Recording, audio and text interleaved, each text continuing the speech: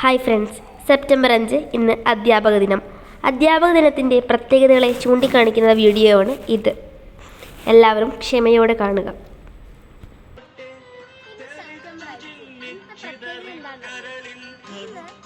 അധ്യാപക ദിനമാണ്.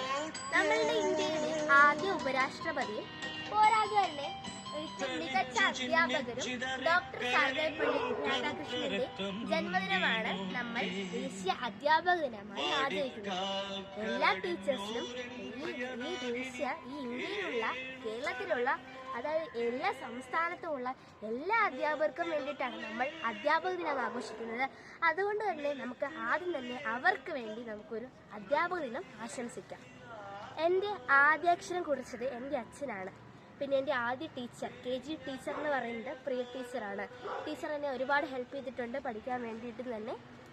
അപ്പോൾ നിങ്ങളുടെ ടീച്ചർ ആരായിരിക്കും? നിങ്ങളുടെ ആദ്യത്തെ ടീച്ചറെയും നിങ്ങളുടെ ആദ്യാക്ഷരം കുറിച്ച ആളെയും നിങ്ങൾ ഈ നിമിഷം ഓർക്കേണ്ടതാണ്.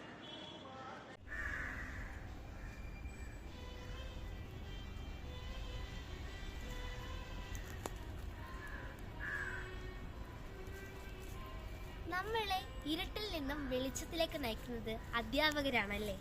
ഇന്ന് അവരുടെ ദിവസവുമാണ്. നമ്മൾക്ക് ചെറിയ തെറ്റ് വന്നാലും തിരുത്തി തരുന്നതും അധ്യാപകർ തന്നെയാണ്. പിന്നെ നമുക്കിപ്പോൾ കിട്ടാത്ത വിജ്ഞാനകോശത്തിലും അതുപോലെ തന്നെ ഗൂഗിളിലും ഒന്നും കിട്ടാത്ത അറിവുകൾ പകർന്നു തരുന്നതും അധ്യാപകരാണ്. കാരണം ഒരു കുട്ടിയുടെ സംശയങ്ങൾ തീർക്കാൻ കഴിയുന്നത് ഒരു അധ്യാപകന് മാത്രമാണ്. നമുക്ക് ഗൂഗിളിനോട് ചെന്ന് ചോദിക്കാൻ പറ്റുമോ മനുഷ്യന് ആ രണ്ട് കണ്ണ്? അതുപോലെ തന്നെയാണ് ഇതും.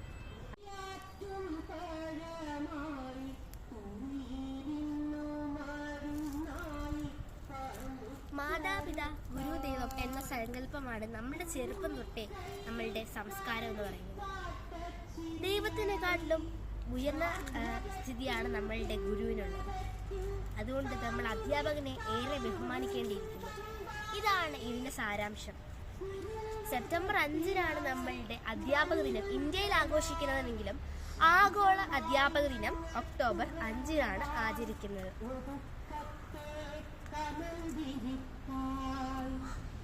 ഇപ്പൊ കേൾക്കുന്നില്ലേ ഈ പാട്ട്, ഈ കവിത? ഇത് സുഗതകുമാരി ടീച്ചറുടെ കവിതയാണ്. സുഗതകുമാരി ടീച്ചർ ഒരു മികച്ച അധ്യാപികയായിരുന്നു.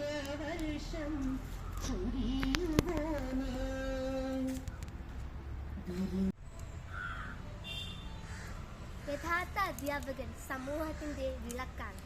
യഥാർത്ഥ അധ്യാപകന് സമൂഹത്തെ നന്നാക്കാൻ കഴിയുള്ളൂ. അങ്ങനെയാണെങ്കിൽ അധ്യാപക ദിനാശംസ.